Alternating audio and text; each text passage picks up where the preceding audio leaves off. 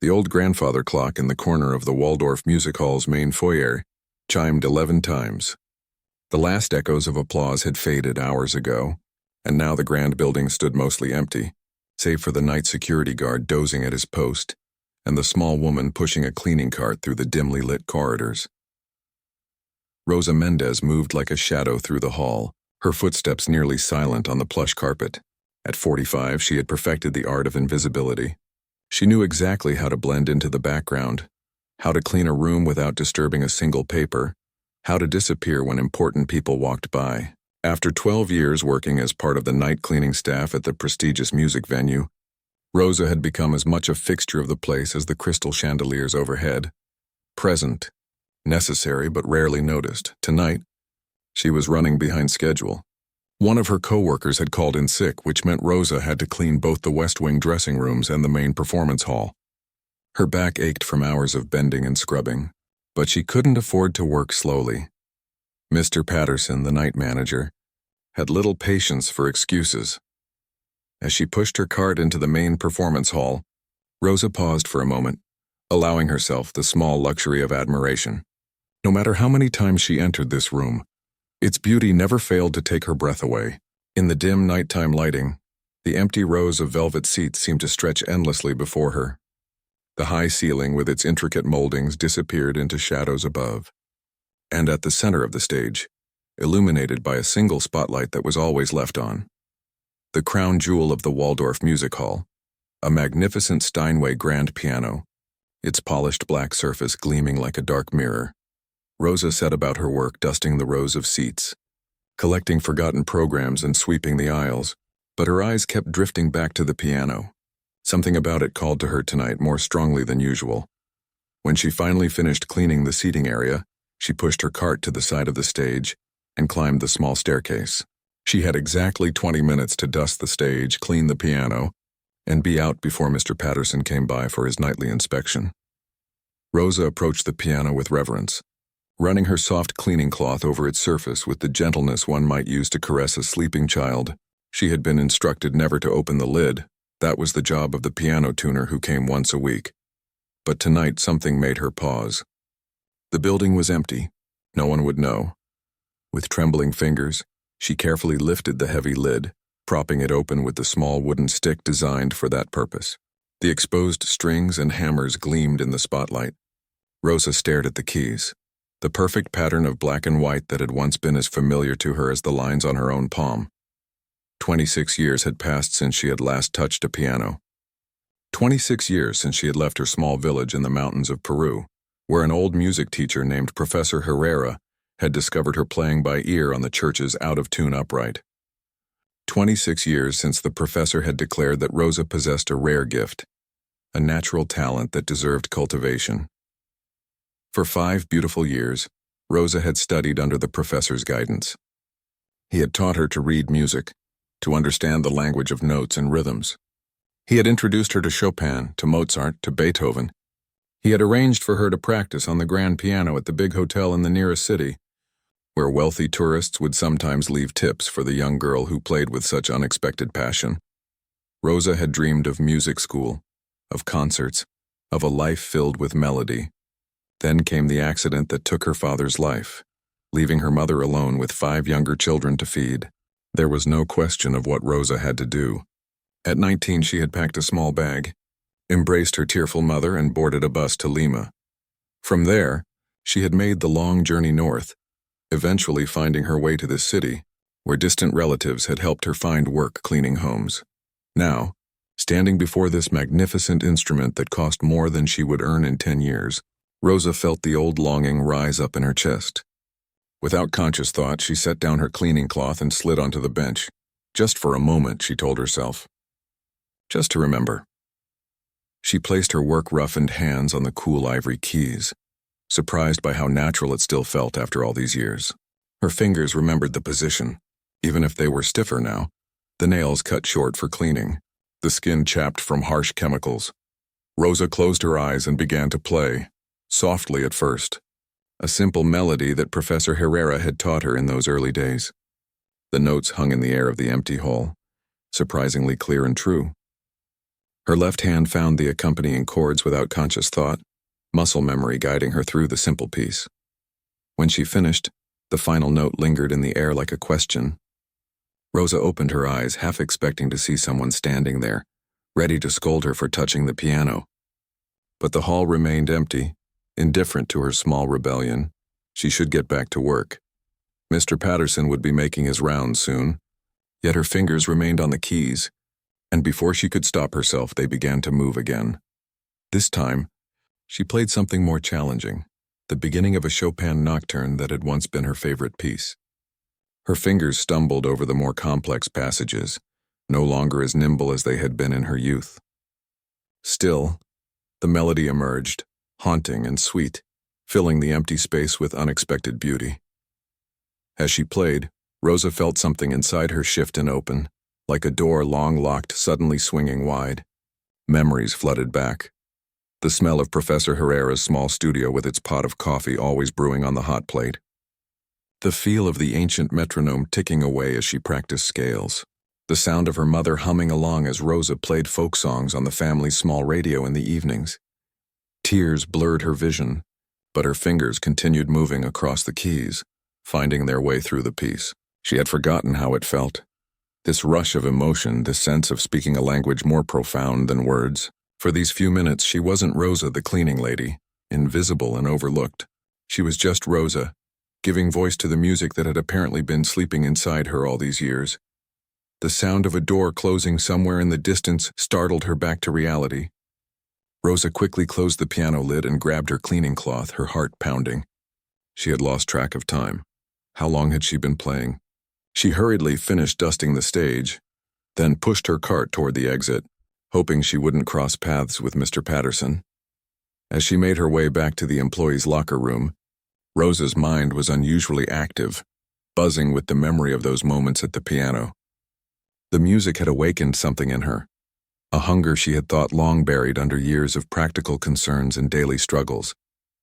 In the small mirror inside her locker door, Rosa studied her reflection as she changed out of her work uniform. Her dark hair was pulled back in a practical bun, strands of gray now visible at her temples. Lines had formed at the corners of her eyes and mouth, not deep yet, but noticeable. She was no longer the young girl with dreams of concert halls, yet the feeling lingered, that sense of connection to something larger than herself, something beautiful and meaningful. As she gathered her belongings and prepared to catch the late-night bus back to her small apartment, Rosa made a decision. She would find a way to play again. Perhaps the community center near her apartment had a piano, or maybe the church would let her use theirs during off hours. She stepped out into the cool night air, pulling her worn jacket tightly around her. Above, a few stars managed to shine despite the city lights. Rosa looked up at them and smiled. A real smile that reached her eyes for the first time in longer than she could remember. Tomorrow would bring another day of cleaning, of invisibility, of physical labor. But tonight, for a few precious minutes, she had remembered who she was beneath the uniform, and that knowledge glowed inside her like a small, steady flame as she walked toward the bus stop, her steps lighter than they had been in years. What Rosa didn't know was that fate had plans for her, plans that would soon bring her hidden talent out of the shadows and into the spotlight, changing her life in ways she could never have imagined. 2 weeks passed, and Rosa found herself thinking about the piano constantly. The memory of those few stolen moments at the Steinway haunted her, awakening a longing she had tried to bury for decades. She had even visited the community center near her apartment building, only to discover their old upright piano had been removed last year due to budget cuts. Tonight was different from her usual cleaning shifts. The Waldorf Music Hall was hosting a special fundraising gala for the city's arts programs. Rosa and the other cleaning staff had been brought in early to help the event staff with final preparations before being instructed to make themselves scarce once guests arrived. They would return to their regular duties after the event ended. Rosa worked quickly, polishing brass railings and making sure the bathrooms were spotless. As she worked, she could hear the buzz of activity in the main hall. Florists arranging elaborate centerpieces, caterers setting up serving stations, sound technicians testing microphones. According to the whispers among the staff, tickets for tonight's event cost $5,000 each. The wealthy and powerful of the city would be in attendance: business leaders, politicians, celebrities. Make sure you're invisible once they start arriving, Mr. Patterson had instructed the cleaning crew. If you must be in the same room as the guests, keep your eyes down and stay near the walls. Rosa had nodded obediently. She knew the routine. 12 years of working around the rich and famous had taught her that the best way to keep her job was to blend into the background, like a piece of furniture. By 7 o'clock, the guests began to arrive. Rosa had finished her assigned tasks and was supposed to take a break in the staff room until 11, when the event was scheduled to end. But something drew her toward the main hall. She told herself she just wanted to catch a glimpse of the women in their beautiful dresses and sparkling jewelry. A small, harmless indulgence. She slipped into the hall through a service door and positioned herself in a shadowy corner, where she could observe without being seen. The transformation of the space amazed her. Hundreds of candles and tiny white lights created a magical atmosphere. The normally plain stage had been decorated with potted palms and flowers. Round tables covered in cream-colored linens filled the floor where the audience seats had been temporarily removed. Rosa watched as elegantly dressed people mingled, laughing and chatting, champagne glasses in hand. The women wore dresses that probably cost more than she earned in months. The men were in tuxedos that made them all look somehow the same to her: distinguished, important, untouchable. At the center of the stage stood the Steinway grand piano, polished to perfection for tonight's gala. According to the program Rosa had glimpsed earlier, a famous pianist had been scheduled to perform, but she overheard two servers whispering that there had been a last-minute cancellation. Instead, background music played softly through the sound system. As she watched from her hiding place, Rosa noticed a small group of younger guests who seemed different from the others. Where most of the attendees were in their 50s or older, these appeared to be in their 30s, probably children of the wealthy donors, brought along to be introduced to the world of philanthropy. They stood in a tight circle, heads bent together, laughing a bit too loudly. One of them, a tall man with slicked back hair and an expensive watch that caught the light when he gestured, seemed to be the leader of the group. Rosa was about to return to the staff room when she felt a tap on her shoulder. She turned to find Mrs. Chen, the head of catering, looking harried. "Rosa, thank goodness. 2 servers called in sick and were short-handed. Can you help serve dessert?" Just for 30 minutes, Rosa hesitated. This wasn't part of her job, and Mr. Patterson wouldn't approve. But Mrs. Chen had always been kind to her, sometimes saving leftover food for the cleaning staff to take home.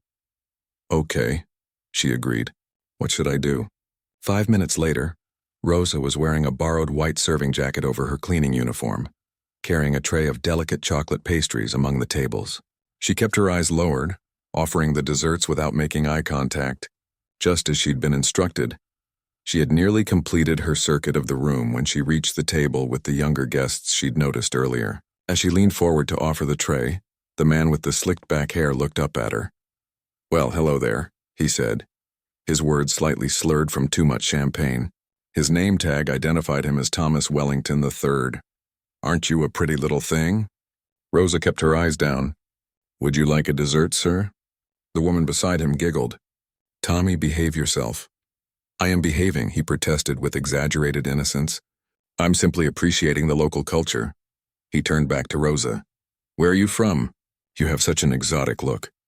Rosa felt her cheeks burning. "Peru, sir." "Would you like a dessert?" she repeated, desperate to complete her task and move on. "Peru, how fascinating," he said, making no move to take anything from her tray. "Tell me, do they have pianos in Peru?" His companions laughed as if he'd said something incredibly witty. Rosa stood frozen, unsure how to respond. "Tommy, you're terrible," said one of the women, not sounding particularly disapproving. "I'm curious, that's all," Thomas insisted. He looked back at Rosa. "Well, do they have pianos where you're from?" "Yes, sir," Rosa answered quietly. "We have pianos. And can you play?" he asked, his smile widening. "Or do you just clean them?" More laughter from the table. Rosa wished the floor would open up and swallow her. "I used to play. A long time ago," she admitted, not sure why she was telling him this. Thomas's eyebrows shot up. "Did you hear that? She plays the piano." He turned to his friends, an idea clearly forming. "Hey, didn't Richardson say the pianist canceled tonight?" A woman in a red dress nodded. Dad was furious. Apparently the guy claimed the piano is out of tune or something. Thomas stood up suddenly, swaying slightly. "Ladies and gentlemen," he announced to his friends, "I believe I've found our entertainment for the evening." Rosa's heart sank. "No, please. I haven't played in many years. I couldn't possibly." But Thomas was already taking her tray and handing it to one of his companions. "Nonsense. You said you can play and we have a perfectly good piano just sitting there unused." "Please, sir," Rosa protested, her voice barely above a whisper. "I'm supposed to be working. I'll get in trouble." Thomas either didn't hear her or chose to ignore her concerns. He took her by the elbow and began steering her toward the stage. "Everyone," he called out, his voice carrying across the room, "I have a special surprise." Heads turned. Conversations paused. Rosa felt dozens of eyes on her and her legs nearly gave way beneath her. "This couldn't be happening. Our server here is apparently a pianist," Thomas announced to the puzzled crowd. "Since our scheduled entertainment has abandoned us, I thought we might enjoy some local talent instead." A few people chuckled. Others looked embarrassed. An older man who Rosa recognized as Thomas's father from his similar features stepped forward, frowning. "Thomas, what are you doing? This is hardly appropriate." "Come on, Dad," Thomas replied, still gripping Rosa's arm. "Where's your sense of adventure? Besides, Richardson said the piano's broken anyway. What's the harm?" Rosa finally found her voice. "Sir, please," she said to the elder Wellington. "I need to get back to work." The older man looked at her with something like pity in his eyes. "I apologize for my son," he said stiffly. "He's had too much to drink." But Thomas was not to be deterred. "Just one song," he insisted, now pulling Rosa toward the stage steps. "Come on, everyone wants to hear you play. Don't be shy." Rosa looked around desperately for help. She saw Mrs. Chen watching with a worried expression, but the caterer was too far away to intervene. Mr. Patterson was nowhere to be seen. The guests watched with expressions ranging from amusement to discomfort to outright disdain. Thomas had managed to get her onto the stage now, practically dragging her to the piano bench. "Sit," he commanded, as if speaking to a dog. "Play something, anything. Show us what you can do." Rosa sat, her legs trembling so badly she wasn't sure they would have supported her much longer anyway. The spotlight felt hot on her face. She could see the blurry outlines of the audience watching her, waiting for her to embarrass herself. She knew what Thomas and his friends expected, that she would plunk out a few clumsy notes, proving his unspoken point that someone like her could never truly belong in their world of refinement and culture. They were setting her up for humiliation, a brief amusement before they returned to their champagne and self-importance. Rosa looked down at the keys before her. The same beautiful Steinway she had played in secret 2 weeks ago. Her hands were shaking now, unlike that night when they had moved with such surprising confidence. "We're waiting," Thomas called out, now back at his table. His friends were snickering, phones raised to capture her failure. Rosa closed her eyes. She thought of Professor Herrera, of her mother, of all the dreams she had put aside to survive. She thought of the countless hours she had spent cleaning this very hall, invisible to people like Thomas Wellington. She placed her hands on the keys and then Rosa Mendez began to play. The room fell silent as Rosa's fingers touched the keys. For a moment she simply sat there, feeling the smooth ivory beneath her fingertips gathering her courage. The spotlight burned hot on her face. She could feel hundreds of eyes watching her, waiting for her to fail. Thomas Wellington and his friends had their phones ready, eager to capture what they assumed would be an embarrassing performance they could laugh about later. The older guests looked on with expressions ranging from mild curiosity to outright discomfort at the spectacle Thomas had created. Rosa took a deep breath and began to play. The first few notes of Chopin's Nocturne Op. 9, No. 2 filled the hall, hesitant at first. Like a bird testing its wings after a long winter, Rosa had chosen the piece without conscious thought. It simply flowed from some deep place within her, a melody she had played hundreds of times under Professor Herrera's watchful eye all those years ago. As her fingers remembered their way across the keys, Rosa's initial nervousness began to fade. The music carried her away from the judgmental stares, away from her embarrassment, away from the reality of being a cleaning woman forced to perform for the amusement of the wealthy. The nocturne's gentle, dreamy melody wrapped around her like a protective cloak. In the audience, the expected snickers and whispers never materialized. Instead, a hushed stillness spread across the room as people realized what they were witnessing. Thomas Wellington's smug smile faded. He slowly lowered his phone, his expression changing from amusement to confusion to something approaching awe. Rosa was unaware of the transformation happening in the room. Her eyes remained closed, her being entirely focused on the music flowing through her. As she reached the more complex middle section of the piece, her fingers moved with surprising agility, drawing out the emotional depth of Chopin's composition with natural instinct rather than technical perfection. Yes, she missed a few notes. Yes, years without practice had stolen some of her former dexterity, but what Rosa lacked in technical precision, she made up for with raw emotion and innate musicality.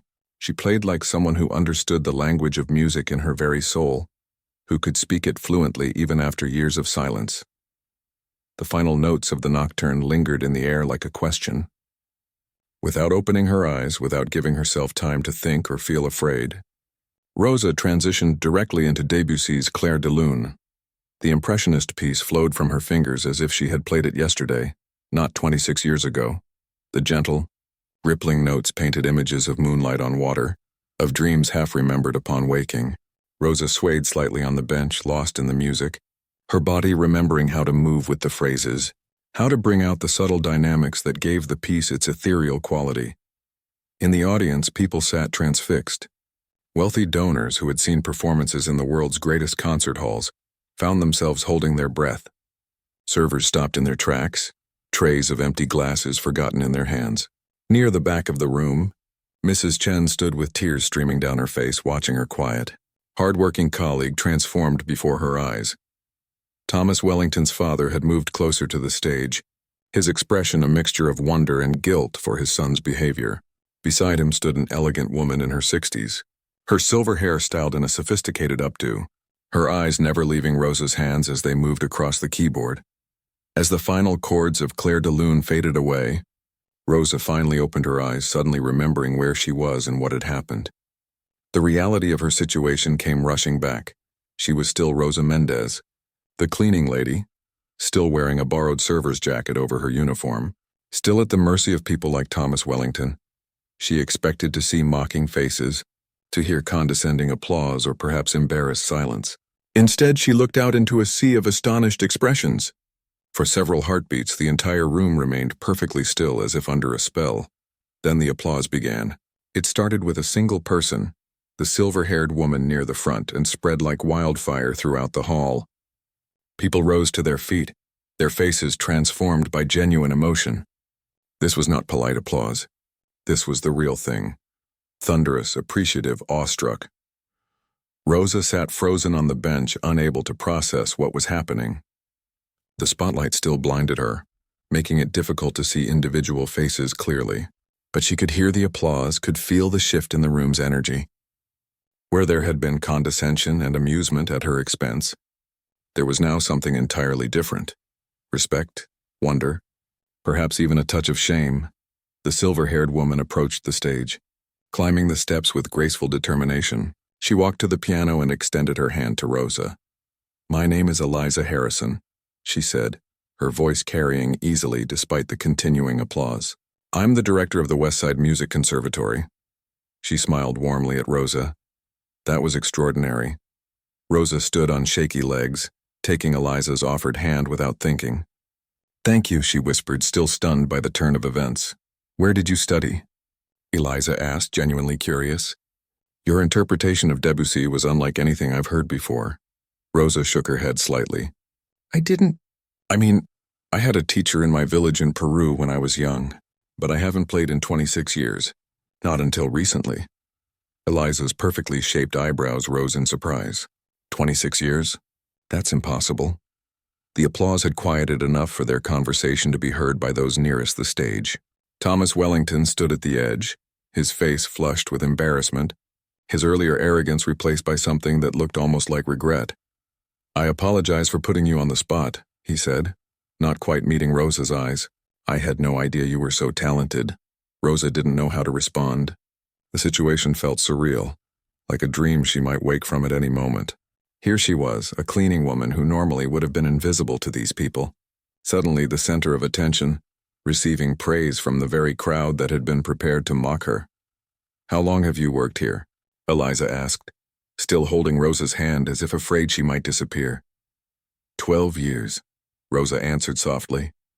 "Cleaning," Thomas added, the word hanging in the air like an accusation, not of Rosa but of all of them, for never looking past her uniform. A middle-aged man in an expensive suit stepped forward from the crowd. Rosa recognized him as Richard Henderson, the owner of the music hall. "Do you clean here every night?" he asked, his tone suggesting he was seeing her for the first time, despite having walked past her hundreds of times over the years. Rosa nodded. "Yes, sir. I'm usually in the East Wing, but tonight they needed extra help for the gala. And in all these years, you never mentioned you could play like this?" Henderson asked, sounding almost offended, as if she had deliberately hidden a treasure from him. "No one ever asked," Rosa replied simply. The truth of her words fell heavy on the room. No one had asked because no one had seen her as a person with a history, with talents, with dreams. She had been a function, not an individual. The woman who emptied the trash and polished the brass fixtures, nothing more. Eliza Harrison's grip on Rosa's hand tightened. "Well, I'm asking now," she said firmly. "Would you play something else for us, please?" Rosa looked around at the faces now turned toward her with genuine interest and respect. She saw Mrs. Chen beaming with pride from the back of the room. She saw Mr. Patterson standing near the entrance, his usual stern expression replaced by open shock. She saw Thomas Wellington looking humbled, his friends putting away their phones, no longer interested in recording her for their amusement. In that moment, Rosa made a decision. She would not shrink back into invisibility. She would not let fear or pride or the weight of years spent hiding her true self hold her back from this unexpected second chance. She sat back down at the piano, adjusted her position on the bench with a new confidence and began to play again. This time she chose a piece she had learned in her final months with Professor Herrera, Beethoven's Moonlight Sonata, its haunting first movement, rising from the piano with all the longing and hope that had been locked inside her heart for decades. As she played, tears slid down her cheeks, but she made no move to wipe them away. They were not tears of shame or embarrassment, but of release, of finally being seen, truly seen, for who she was beneath the uniform and the invisible existence she had accepted as her lot in life. The room faded away once more, as Rosa lost herself in the music. She didn't notice Thomas Wellington wiping surreptitiously at his own eyes. She didn't see Eliza Harrison watching her with the appraising gaze of someone who had just discovered a rare gem. She didn't notice Mr. Henderson whispering urgently to his assistant, or the dozens of phones now recording her performance not to mock, but to preserve the unexpected magic of this moment. Rosa Mendez simply played, her spirit soaring free for the first time in 26 years, unaware that her life had already begun to change irreversibly. The days following the fundraising gala passed in a blur for Rosa. She continued her cleaning duties at the Waldorf Music Hall, but everything felt different. The other cleaning staff looked at her with new respect, sometimes asking her to play a little something on their breaks. The security guards nodded to her now, acknowledging her presence where before she had been practically invisible. Even Mr. Patterson spoke to her with a changed tone, less commanding and more collegial. But the biggest change came 3 days after the gala, when Rosa received a phone call from Eliza Harrison. "I hope you don't mind that I got your number from Mr. Henderson," Eliza said, after introducing herself. "I haven't been able to stop thinking about your playing." Rosa sat on the edge of her bed in her tiny apartment, hardly able to believe that the director of the prestigious West Side Music Conservatory was calling her. "Thank you," she replied softly. "I still can't believe what happened." "I'd like to meet with you," Eliza said directly. "Would you be willing to come to the conservatory tomorrow afternoon? There's something I'd like to discuss with you." Rosa's heart raced. She was scheduled to clean an office building tomorrow, but this was too important to miss. "Yes," she said. "What time?" The next day, Rosa stood before the imposing entrance of the West Side Music Conservatory, a beautiful old stone building with large windows and a set of wide steps leading to heavy wooden doors. She had worn her best clothes, a simple navy blue dress she usually saved for church, and her one pair of low-heeled shoes that weren't worn at the edges. Inside, the building hummed with activity. Through open doors, Rosa glimpsed classrooms where children practiced scales on various instruments. From somewhere deeper in the building came the sound of an orchestra rehearsing. The walls were lined with photographs of famous musicians who had studied or taught here over the conservatory's 100-year history. A young receptionist directed Rosa to Eliza's office on the second floor. As she climbed the stairs, Rosa's legs felt heavy with nervousness. What could Eliza Harrison possibly want with her? Eliza greeted her warmly, ushering her into a spacious office with large windows overlooking a courtyard where students sat on benches, some practicing, others talking or eating lunch. "Thank you for coming." "Rosa," Eliza said, gesturing for her to take a seat in a comfortable chair across from an antique desk. "Would you like some tea?" Rosa nodded, still too nervous to speak much. As Eliza prepared 2 cups from a small electric kettle on a side table, Rosa took in the office. One wall was covered with framed photographs of Eliza with famous musicians and composers. Another held shelves of books about music theory, history, and biographies of great pianists. A baby grand piano stood in the corner, its lid propped open. "I've been doing this job for 35 years, Eliza said as she handed Rosa a steaming cup of tea. "In that time, I've heard thousands of pianists, students, professionals, prodigies, amateurs. But I've rarely heard anyone play with the emotional depth you showed the other night." She sat across from Rosa, her keen eyes studying her. "Tell me about your training." Rosa cupped the warm mug in her hands. "It wasn't formal, not like what you have here. There was a man in my village, Professor Herrera. He had studied music in Spain when he was young, but he came back to Peru to teach in our small community.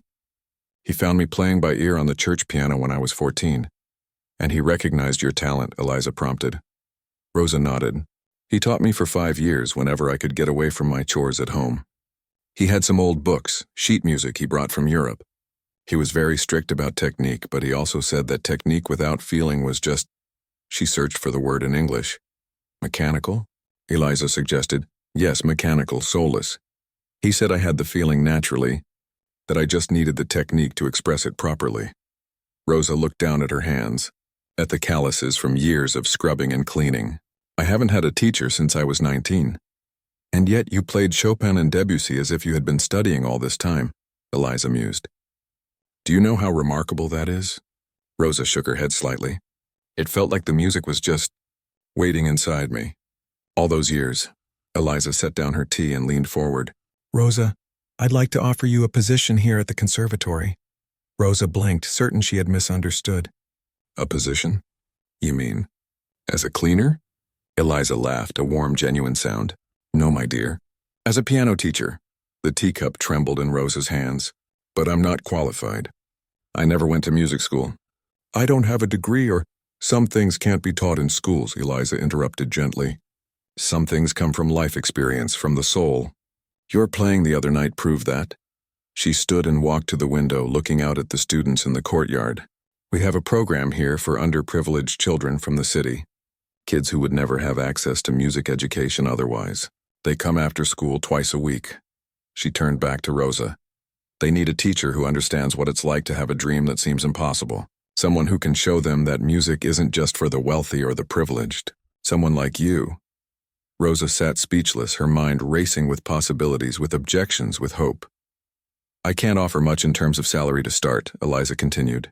"It would be part-time at first, just 2 afternoons a week. But you would have access to our pianos for your own practice any time the rooms are free. And if it goes well, I don't know what to say," Rosa finally managed. "I still clean at the music hall 5 nights a week. And I clean offices during the day. I have bills to pay and I send money to my family in Peru." Eliza nodded understandingly. "Keep your night job at the hall if you need to."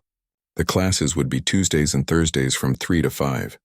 Would that work with your schedule? Rosa thought about it. She would have to give up the Thursday office cleaning, but she could make up the hours elsewhere. And to teach music, to play regularly again, to share what Professor Herrera had given her all those years ago. "Yes," she said, her voice growing stronger. "Yes, I can do that." "Wonderful." Eliza smiled broadly. "There's one more thing." She walked to the piano in the corner and picked up a large envelope from the top. "This came for you." Rosa took the envelope, confused. "For me?" It was delivered to the conservatory yesterday, Eliza explained. Addressed to the cleaning lady who played Chopin at the Waldorf fundraiser. Inside is a check. Rosa opened the envelope with trembling fingers. Inside was a cashier's check for $25,000. A note on expensive stationery accompanied it. To fund your musical rebirth. No strings attached. With apologies and admiration. T.W. Rosa stared at the check in disbelief. Thomas Wellington? The young man who put you on the spot, yes, Eliza confirmed. It seems he's trying to make amends. Rosa shook her head, overwhelmed. I can't accept this. It's too much. Consider what it means to him, Eliza suggested gently. His family donates millions to the arts each year. For them, this is a small sum. But for you, it could mean freedom to focus on music again, time to practice without exhausting yourself with cleaning jobs. Perhaps even some advanced lessons to refresh your skills. Rosa looked at the check again, thinking of all it could do. Help her mother's medical bills back in Peru, maybe move to a slightly better apartment, and yes, give her time to reawaken her music. I don't know if I can teach children, she admitted, still trying to absorb everything happening. What if I fail?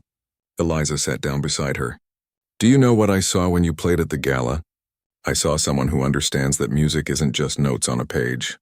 It's a language of emotion, of human experience. That's what these children need to learn most of all. She paused. Will you at least try? 2 weeks later, Rosa stood nervously at the front of a small classroom at the conservatory.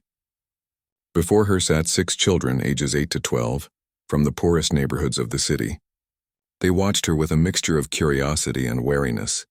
Most had never touched a piano before. Rosa had spent every free moment of the past 2 weeks practicing, reacquainting herself with the instrument that had once been the center of her world. Her fingers were growing stronger again, her technique slowly returning. Eliza had arranged for her to have lessons with one of the conservatory's senior teachers to help her regain what time had taken. Now, facing these children who reminded her so much of herself at their age, Rosa took a deep breath. My name is Rosa, she began in a quiet but clear voice. When I was a girl in Peru, I thought music was only for rich people too. But then an old man with kind eyes showed me that music belongs to everyone. Today I want to show you the same thing. She sat at the upright piano in the classroom and began to play a simple, joyful folk song from her childhood. As the music filled the room, she saw the children's faces begin to change. Wariness turning to interest. Interest to wonder. And in that moment, Rosa knew she had found her way home. 6 months, passed in a whirlwind of change for Rosa. Her life had transformed, in ways she could never have imagined that fateful. Night at the Waldorf Music Hall. The $25,000 check from Thomas Wellington had indeed given her the freedom to reduce her cleaning jobs to just 3 nights a week at the music hall. The rest of her time was devoted to teaching, practicing, and reawakening her long-dormant musical abilities. Her small class of underprivileged children had grown from 6 to 15 students, meeting 3 afternoons a week now instead of 2. Word had spread about the cleaning lady turned piano teacher, whose gentle patience and deep understanding of music inspired children who had never before seen themselves as potential musicians. Rosa rented a small studio apartment closer to the conservatory, one with enough space for an upright piano she had purchased secondhand with part of Thomas's gift. The walls were thin, but her neighbors never complained about her playing. Instead, they often lingered in the hallway to listen. She had begun taking formal lessons herself, filling in the gaps in her education that Professor Herrera hadn't been able to address in their 5 short years together. At 45, Rosa was easily the oldest student at the conservatory, but neither she nor her teachers cared. Music recognized no age limits, no artificial boundaries. On a crisp autumn morning, Rosa sat in Eliza Harrison's office for their monthly check-in meeting. These had begun as simple progress reports but had evolved into something deeper, a friendship between 2 women who, despite their different backgrounds, shared a profound love of music. Your students are making remarkable progress, Eliza said, reviewing the notes from Rosa's class. Especially the Lopez boy. You've managed to channel his energy into something productive. Rosa smiled. Carlos reminds me of my younger brother. He has fire inside him. It just needs the right outlet. Eliza set down the folder and leaned back in her chair, studying Rosa with thoughtful eyes. You've changed in these past months. Rosa tilted her head. Have I? You stand taller. You speak with more confidence. You're blooming, Rosa. Eliza's eyes crinkled at the corners as she smiled, which makes what I'm about to propose less daunting than it might have been 6 months ago. What is it? Rosa asked, curious. Eliza leaned forward. The annual faculty recital is next month. I'd like you to perform. Rosa's heart skipped a beat. The faculty recital was a prestigious event, attended by the conservatory's wealthy donors, music critics, and the families of students. The conservatory's most accomplished teachers would showcase their talents. But I'm not really faculty, Rosa protested. I only teach the community outreach class. You're as much faculty as anyone else here, Eliza countered firmly. Your students adore you. Your technique improves every week. And most importantly, you have something many formally trained pianists lack: genuine emotional connection to the music. Rosa looked down at her hands. Though still bearing the marks of years of manual labor, they had begun to change, becoming more supple again, regaining their old dexterity. Yet she couldn't help but compare herself to the conservatory's other teachers, most of them with advanced degrees from famous music schools. I would be so nervous, she admitted. Everyone would be watching, judging. Yes, Eliza agreed. And they would hear something extraordinary. She reached across the desk and covered Rosa's hand with her own. Think about it, at least? Rosa nodded, though doubt clouded her mind. That evening, as Rosa cleaned the lobby of the Waldorf Music Hall, she found herself lost in thought about Eliza's proposal. Though she had kept her night job there, her role had subtly shifted. Mr. Patterson now assigned her to areas where she might encounter guests or performers, almost as if he were proudly displaying her. Occasionally, someone would recognize her from the viral video of her impromptu performance. Yes, Thomas Wellington's friends had indeed recorded her playing that night. But the video had brought her opportunity rather than humiliation. Penny for your thoughts, said a voice behind her. Rosa turned to find Thomas Wellington standing there. Unlike their first meeting, he was alone, and his expression held none of the entitled arrogance she remembered. In the months since the gala, he had stopped by a few times, always respectful, almost shy. Mr. Wellington, she acknowledged with a small nod. She had never quite known how to act around him since receiving his generous gift. Part of her still remembered the humiliation he had initially intended to inflict, while another part recognized the seemingly genuine remorse he had shown afterward. I've asked you to call me Thomas, he reminded her gently. Any chance of that happening someday? Rosa offered a small smile. Maybe someday. He accepted this with good grace. I came to see the symphony tonight. Brahms, it was beautiful. He hesitated. How are your classes going at the conservatory? Well, Rosa replied, warming slightly as she thought of her students. The children are learning quickly. 2 of them have natural talent that just needed opportunity to develop. Like you, Thomas observed. Rosa shrugged, uncomfortable with the comparison. I hear from Eliza that you've been invited to perform at the faculty recital, Thomas continued. When Rosa looked surprised, he added, My father is on the board of directors. News travels. I haven't decided if I'll do it, Rosa admitted. Thomas studied her face. May I ask why not? Rosa considered deflecting the question. But something about the moment, the quiet lobby, the late hour, the distance they had both traveled from their first encounter, encouraged honesty. I'm afraid, she said simply. I'm not like the other teachers. I don't have their background, their training. What if I make a fool of myself?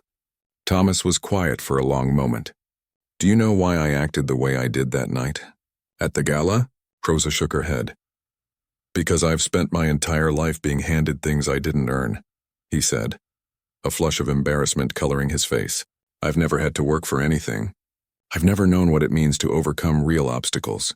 He met her eyes directly. But you have. That's what makes your music special. It carries the weight of your experiences, your struggles, your perseverance. He gestured toward the grand piano visible through the doors of the main hall. When you played that night, you showed everyone in that room something authentic, something earned.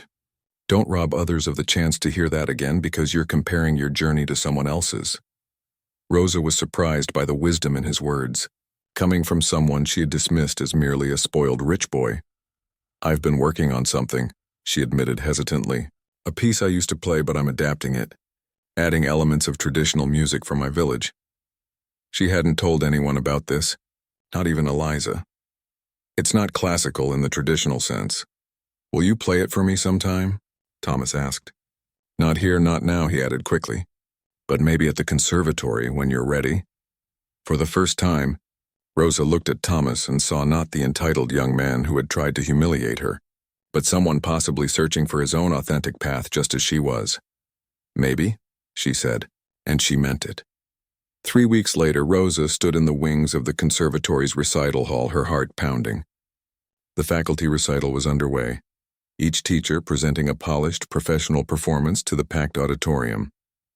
Soon it would be her turn. She peeked around the curtain. In the front row sat her students and their families, their faces alight with excitement to see their teacher perform. Behind them, Eliza watched the current performer with the keen attention she brought to all music. Several rows back, Rosa spotted Thomas sitting beside his father, both in formal attire but without the air of superiority she had once associated with them. 5 minutes, says Mendez, whispered the stage manager. Rosa nodded and retreated to the small practice room behind the stage for a final moment of preparation. As she sat at the upright piano there, her mind drifted back to her village in Peru, to Professor Herrera's cramped studio, to the dreams she had set aside for so many years. I wish you could see me now. Professor, she whispered to the empty room. Then a strange sense of peace settled over her. Perhaps he could, and perhaps all the years of cleaning floors and dusting furniture hadn't been a detour from her path after all, but part of the journey that had brought her to this moment, with its unique perspective and hard-earned wisdom. When the stage manager appeared at the door, Rosa was ready. She walked onto the stage with measured steps, the spotlight illuminating her simple but elegant black dress, the first truly formal garment she had owned since coming to this country. The audience applauded politely as she took her seat at the magnificent grand piano. Rosa looked out at the sea of expectant faces. 6 months ago she would have been terrified. Now she felt only a fluttering excitement, a desire to share what she had created. She began to play Rachmaninoff's Prelude in G minor, a challenging piece that showcased her growing technical abilities. But midway through she transitioned smoothly into her own arrangement, weaving in melodies from the folk songs of her childhood, transforming the classical framework into something unique, a musical bridge between her past and present. As the final notes faded away, there was a moment of silence. Then the applause began, tentative at first, then building to a roar as people rose to their feet. Rosa's students were jumping up and down, their faces shining with pride. Eliza was wiping tears from her eyes. Even the most traditional faculty members were nodding in appreciation of something different, but undeniably moving. Rosa stood and bowed, her heart full to bursting. As she straightened, her eyes met Thomas's. He was applauding as enthusiastically as anyone, a genuine smile on his face. She offered him a small nod of acknowledgement, perhaps even of thanks. 1 month later, Rosa Mendez gave her final performance as a member of the cleaning staff at the Waldorf Music Hall. Her colleagues from the night shift filled the front rows, alongside her students from the conservatory. Eliza had arranged everything with Mr. Henderson, who was only too happy to showcase the remarkable talent that had been hiding in plain sight within his building for 12 years. As Rosa played the last notes of her favorite Chopin nocturne, the same piece she had first played for the gala audience, she felt a chapter of her life closing and another opening before her. The conservatory had offered her a full-time teaching position with support to continue her own musical education. Her first small solo recital was scheduled for the spring. The path ahead would not be easy. There would be challenges and moments of doubt, but Rosa Mendez had stepped out of the shadows and into the light of her own making. No longer invisible, no longer silent, she had found her voice again through the universal language of music. And as the audience rose in a standing ovation, Rosa knew that the most beautiful part of her melody was still waiting to be played.